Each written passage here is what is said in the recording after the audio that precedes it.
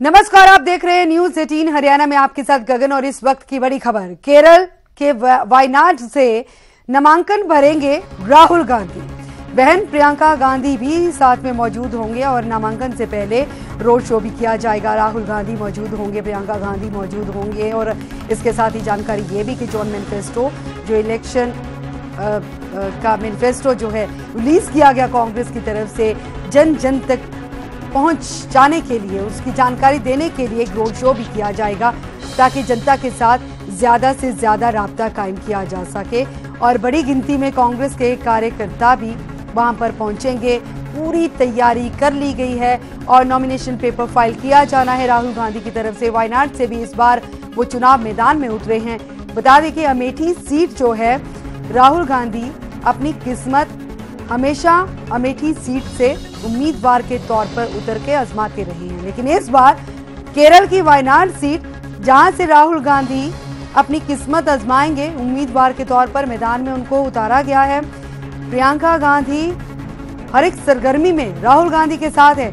आज nomination paper Wayanad seat से file किया जाएगा राहुल गांधी की तरफ से और प्रियंका गांधी उनके साथ मौजूद हैं। और कांग्रेस की सियासत में इन्हीं दिनों प्रियंका गांधी खासी सरगर्म भी नजर आ रही है और वायनाड सीट को बेहद सुरक्षित भी माना जा रहा है कांग्रेस की तरफ से। इसीलिए इस बार राहुल गांधी न सिर्फ अमेठी और इसी के साथ वायनाड सीट से भी चुनाव मैदान में उतरेंगे।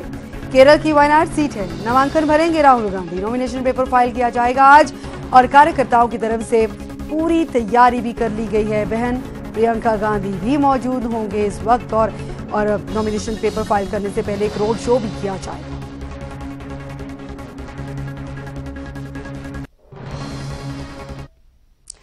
हरियाणा कांग्रेस आज चंडीगढ़ में अपना चुनाव मैनिफेस्टो जारी करेगी। दोपहर 12:30 बजे का वक्त है जब घोषणा पत्र जारी कर दिया जाएगा। कांग्रेस प्रदेश अध्यक्ष अशोक तंवर ये घोषणा पत्र जारी करेंगे और पूर्व केंद्रीय मंत्री अश्विनी कुमार भी इस मौके पर मौजूद रहेंगे। घोषणा पत्र जारी करने के बाद तंवर प्रेस कॉन्फ्रेंस करेंगे और घोषणा पत्र में क्या कुछ शामिल किया गया है, किन किन वर्गों को शामिल किया गया है, किन किन वर्गों का कैसे कैसे ख्याल रखा गया है, पूरी जानकारी जो है प्रेस कॉन्फ्रेंस के जरिए दी जाएगी। हरियाणा कांग्रेस आज अपना चुनाव मैनिफेस्टो जारी करेगी और ज्यादा जानकारी के लिए बात करेंगे। हमारे साथ हमारे संवाददाता अंकित दुदानी जुड़ चुके हैं। अंकित, क्या जानकारी? बिल्कुल गगन, आज कांग्रेस के जो अध्यक्ष हैं प्रदेश के अशोक तंवर और उनके साथ पूर्व केंद्रीय कानून मंत्री अश्विनी कुमार रहेंगे और वो 12:30 बजे कांग्रेस प्रदेश कार्यालय है उसके अंदर मैनिफेस्टो को दोबारा से जारी करेंगे। ये कांग्रेस ने राष्ट्रीय स्तर पर ये प्रोग्राम बनाया है कि कांग्रेस का जो मैनिफेस्टो है उसको हर प्रदेश में जाकर के राजधानी स्तर पर और दोबारा से एक बार जारी किया जाए और वहां की प्रेस को बताया जाए, वहां के लोगों को बताया जाए कि किस तरह से जो काम है तो वो उसके अंदर छापे गए हैं, वो करने वाले हैं, जो वादे किए गए हैं वो जनता तक पहुंचाने की कोशिश करेगी। तो आज उसी कड़ी के अंदर आज कई जगह पूरे देश भर में प्रेस कॉन्फ्रेंस होनी है और सब राष्ट्रीय नेता रहेंगे उसके अंदर। तो उसी कड़ी के अंदर अश्विनी कुमार आज यहाँ रहेंगे चंडीगढ़ में प्रदेश कांग्रेस कार्यालय में और उनके साथ प्रदेश कांग्रेस अध्यक्ष अशोक तंवर रहेंगे। और जब मैनिफेस्टो जारी हो जाएगा तो उसके बाद वो अशोक तंवर प्रेस वार्ता भी करने वाले हैं और उसके प्रेस वार्ता के संदर्भ में जो लोकसभा से रिलेटेड चीजें हैं, जो आगे चुनाव आ रहा है, तो उसको लेकर के भी वो अपनी बात रखेंगे कि कब तक कांग्रेस की टिकटें जारी होंगी। जो कुछ नाम गुलाम नबी आजाद ने अपनी यात्रा के दौरान, बस यात्रा के दौरान अनाउंस कर दिए हैं, उनका क्या रहने वाला है, क्या वो ऑफिशियल हैं, तो इस तरह की सारी बातें वो आज प्रेस कॉन्फ्रेंस के दौरान रखने वाले हैं। जी ठीक है अंकित, क्या जानकारी है इस बात की, कितनी संभावना है, क्या संभावना है कि अपने मैनिफेस्टो में कांग्रेस इस बार क्या कुछ खास शामिल करने जा रही है? कौन कौन से मुद्दे हो सकते हैं जिन पर ध्यान केंद्रित किया हो सकता है इस मैनिफेस्टो में? गगन, कांग्रेस मैनिफेस्टो पहले से ही जारी कर चुकी है, राष्ट्रीय स्तर पर जारी कर चुकी है और दिल्ली में राहुल गांधी ने, हमने देखा था कि एआईसीसी मुख्यालय के अंदर जारी कर दिया था और सारी जो ये बातें हैं, वो चाहे न्याय योजना की बात हो, वो किसानों के लिए अलग फंड की बात हो, तो वो सारी चीजें वो रखी गई थी। और अब प्रदेश जो मुख्यालय है उनके ऊपर एक बार दोबारा से वही उसको जारी किया जाएगा और वही जो बातें दिल्ली के अंदर कही गई थी उनको यहाँ दोहराते हुए वो नजर आएंगे। जी ठीक है अंकित, हमारे साथ बातचीत के लिए आपका शुक्रिया। 12:30 बजे का वक्त है जिस वक्त जो है प्रेस कॉन्फ्रेंस की जाएगी चुनाव मैनिफेस्टो जारी किए जाने के बाद, और इस चुनाव मैनिफेस्टो के जरिए जो है कांग्रेस की पूरी कोशिश है कि इसमें जो कुछ चीजें शामिल की गई हैं हरियाणा की जनता के लिए क्या कुछ खास है, इस बारे में जानकारी तंवर की तरफ से भी दी जाएगी।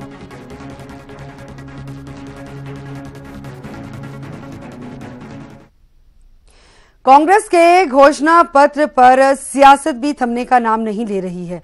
घोषणा पत्र में देशद्रोह के कानून को खत्म करने के वादे पर बीजेपी चुटकी ले रही है और इसे देश के खिलाफ बता रही है। हालांकि कांग्रेस इसके पीछे कोई और दलील दे रही है।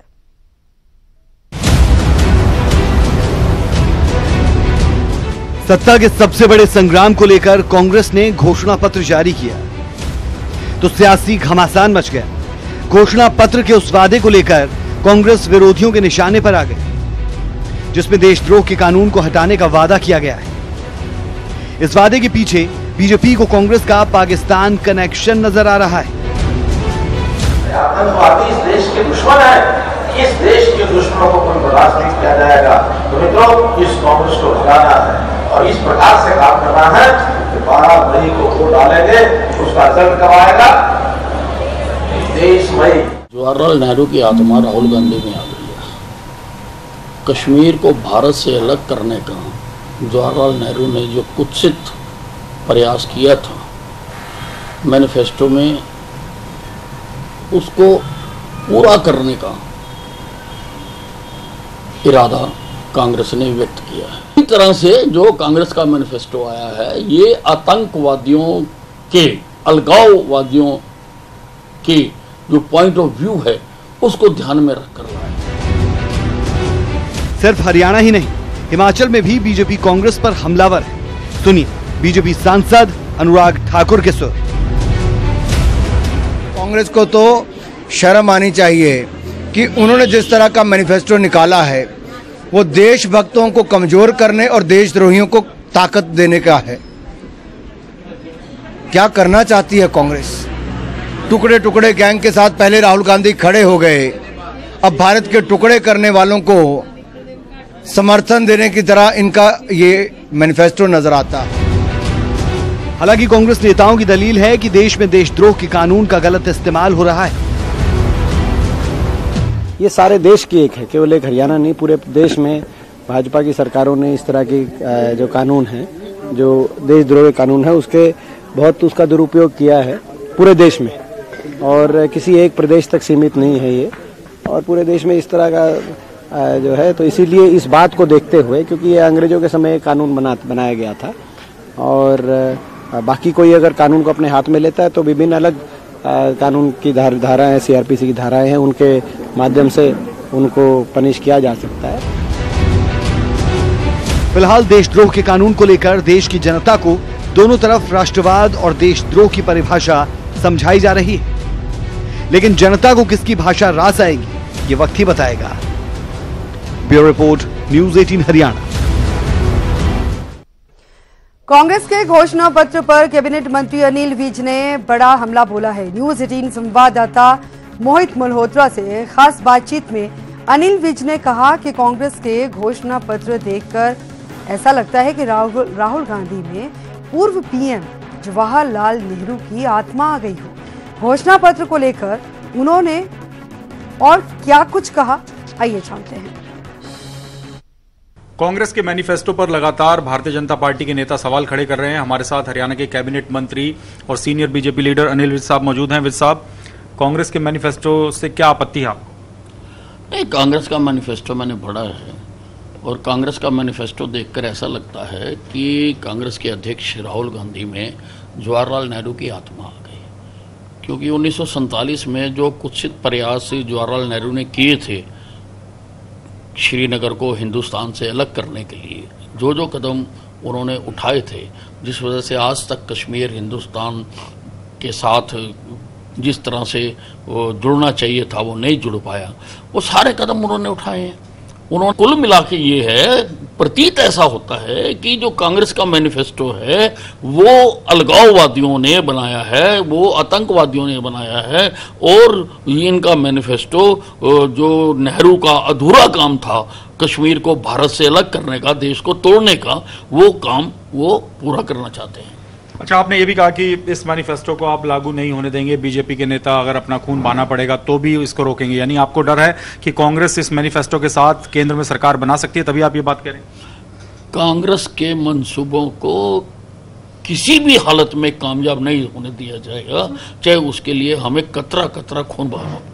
लेकिन विद साहब, अगर कांग्रेस के इस मैनिफेस्टो को जनता कबूल करती है, सरकार बन जाती है, तब तो मैनिफेस्टो में जो बातें उन्होंने लिखी हैं वो उनको लागू करनी होंगी, तब आप कैसे रोकेंगे? नहीं, देखिए, जनता क्यों कबूल करेगी? हिंदुस्तान का एक भी आदमी देश हित को छोड़कर और देशद्रोह के पक्ष में मतदान नहीं करेगा। मसला आज इसका आकर खड़ा हो गया, बाकी मुद्दे सब गौन हो गए। चुनाव आयोग जो फॉर्म भरवाया जाता है किसी भी उम्मीदवार से लोकसभा चुनाव के लिए, उसमें कॉलम दे कि वो देश की चौकीदारी करेगा जीतने पर, इससे आप क्या कहना चाह रहे हैं? मेरा ये सुझाव है कि जो नॉमिनेशन फॉर्म है उसमें भी एक शपथ पत्र का कॉलम होना चाहिए कि अगर मैं चुना जाऊंगा तो मैं भी चौकीदार हूं, और जो अपने आप को चौकीदार मानने के लिए तैयार ना हो, he should be disqualified for fighting the election। अगर आप चौकीदार नहीं करना चाहते हो तो यू आर डिस्क्वालीफाइड। लेकिन सर, चौकीदार कैंपेन तो बीजेपी का है, नरेंद्र मोदी का है, तो बाकी पार्टियों के जो उम्मीदवार हैं वो इस पर क्यों हस्ताक्षर करें, क्यों इसको कबूलें? नहीं, नरेंद्र मोदी का जो नहीं है, ये जो भावना है वो है कि जो जनप्रतिनिधि होता है वो चौकीदार ही होता है। तो अनिल भी सीधे तौर पे कह रहे हैं कि अगर कांग्रेस का जो मैनिफेस्टो है उसमें जो कश्मीर को लेकर बातें कही गई हैं, धारा 370 हटाने की बात हो, इसके अलावा जो और बातें उसमें कही गई हैं, वो अगर सब मान ली जाती हैं, देशद्रोह की धारा भी हटाने की बात अगर कांग्रेस अपने मैनिफेस्टो में कर रही है, तो इससे देश में जो अलगाववादी लोग हैं उनकी सोच को बढ़ावा मिलेगा, और ऐसे में बीजेपी किसी भी हाल में इस मैनिफेस्टो के खिलाफ खड़ी होगी, और ये बात उन्होंने साफ कर दी है। चंडीगढ़ से कैमरामैन चमन के साथ मोहित मल्होत्रा, न्यूज़ 18 इंडिया। और अब बात करेंगे मूल मंत्र पर कथक का विवाद। राष्ट्रपति रामनाथ कोविंद ने सोशल मीडिया पर जो वीडियो अपलोड किया था, अपने अकाउंट से उस वीडियो को हटा दिया है। वीडियो पर राष्ट्रपति भवन की सफाई भी सामने आई। राष्ट्रपति के प्रेस सचिव ने बयान जारी किया और सफाई दी है। कार्यक्रम में राष्ट्रपति सचिवालय की कोई भूमिका नहीं थी। सिख समाज की भावनाओं के मद्देनजर वीडियो हटा दिया गया है। चिली में राष्ट्रपति के कार्यक्रम के एक वीडियो पर यह विवाद था। मूल मंत्र पर कथक डांस को लेकर सिख समाज में करड़ा ऐतराज था।